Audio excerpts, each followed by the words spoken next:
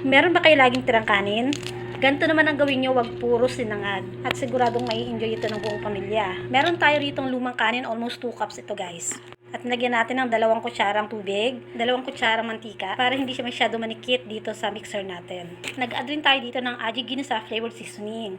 O, kompleto yan ha, baka malito pa kayo. Hindi na tayo magdadagdag ng asin dahil may alat na yung seasoning na ginamit natin dito. Maglagay na rin tayo ng paminta pero optional lang ito.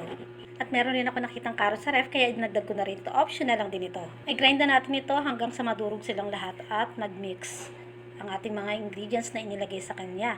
At kung wala naman kayong mixer na katulad nito, pwede nyo namang durugin sa rolling pin yung kanin or kahit anong bote pwede. Basta madurog lang siya. At kapag durog na ito, ilagay na natin to sa isang tray. Pwede rin naman sa bilao or sa mat o kung ano yung available na pwede nyo gamitin.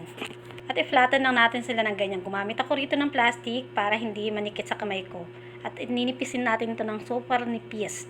At kapag na-flat na natin ito, i-slice nyo na ito sa gusto nyong shape. At kung nagustuhan nyo ang video kong ito, comment kayo dyan sa baba kung taga saan kayo para ma-shoutout ko kayo.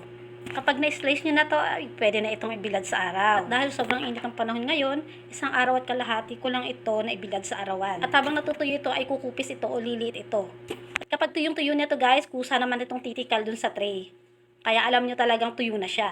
Ayan, at ready to fry na. Magpainit tayo ng mantika bago natin ilagay yung ating crackers. At kapag nakita nyo nag-bloom na, ahunin nyo kaagad kasi madali lang itong masunog guys.